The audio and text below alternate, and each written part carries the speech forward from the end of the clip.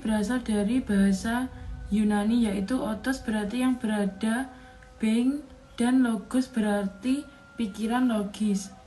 Jadi ontologi berarti ilmu yang membahas tentang hakikat sesuatu yang ada atau berada, atau dengan kata lain artinya ilmu yang mempelajari tentang yang ada atau dapat dikatakan berwujud dan berdasarkan pada logika.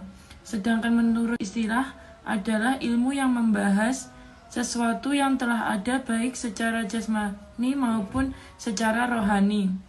Di sisi lain, ontologi filsafat adalah cabang filsafat yang membahas tentang prinsip yang paling dasar atau paling dalam dari sesuatu yang ada. Ontologi adalah bidang pokok filsafat yang mempersoalkan hakikat kebenaran segala sesuatu yang ada menurut tata hubungan sistematis berdasarkan hukum sebab akibat, yaitu ada manusia, ada alam, ada nada causa prima dalam suatu hubungan menyeluruh, teratur, dan tertib dalam keharmonisan. Sekarang yaitu bidang kajian ontologi.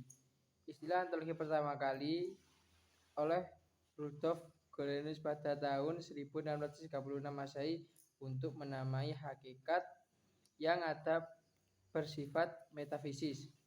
Dalam perkembangannya, Christian Wolff 1679 sampai 1754 membagi metafisika menjadi dua, yaitu metafisika umum dan metafisika khusus.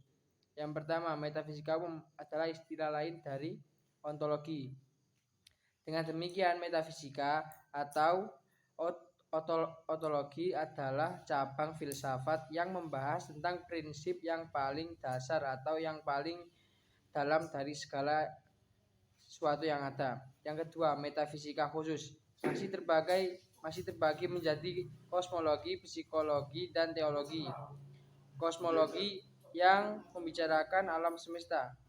Psikologi adalah cabang ilmu filsafat tentang jiwa manusia, dan teologi adalah cabang ilmu yang khusus membicarakan Tuhan. Sekian. Aspek ontologi ilmu pengetahuan tertentu hendaknya diuraikan atau ditelaah secara satu metodis adalah menggunakan cara ilmiah. Yang kedua, sistematis adalah saling berkaitan satu sama lain secara teratur dalam satu keseluruhan. Tiga, koheren, unsur-unsur harus bertautan. Yang keempat, rasional, harus berdasarkan pada kaidah berpikir yang benar atau logis. Yang kelima, komprehensif, adalah melihat objek tidak hanya dari satu sisi atau sudut pandang, melainkan secara multidimensional atau secara keseluruhan. Keenam, radikal, adalah diuraikan sampai akar persoalan atau esensinya. Ketujuh, universal, adalah muatan kebenarannya sampai tingkat umum yang berlaku di mana saja. Aliran di dalam pemahaman ontologi dapat diketemukan pandangan-pandangan pokok pemikiran sebagai berikut. Pertama, materialisme. Aliran ini menganggap bahwa sumber yang asal itu adalah materi, bukan rohani. Aliran ini sering juga disebut dengan naturalisme. Menurutnya bahwa zat mati merupakan kenyataan dan satu-satunya fakta.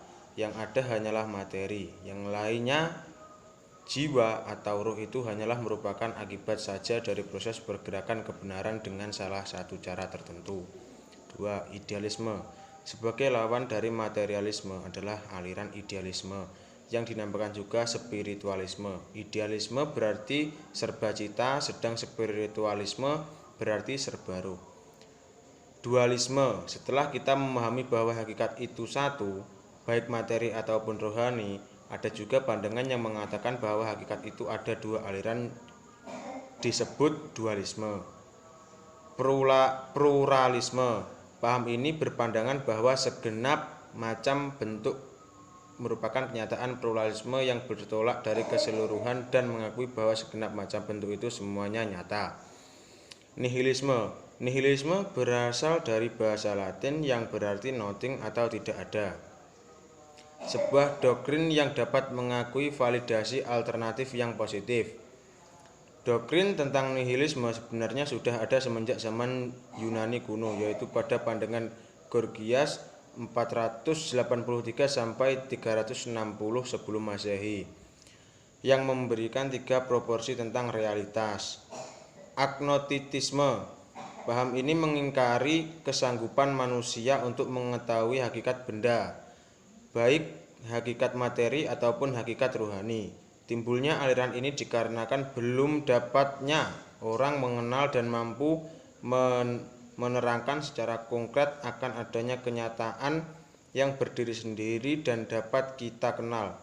Aliran ini secara tegas selalu menyangkal adanya sesuatu kenyataan yang bersifat transenden. Yang selanjutnya yaitu manfaat ontologi. 1. Membantu untuk mengembangkan dan mengkritisi berbagai bangunan sistem pemikiran yang ada. 2.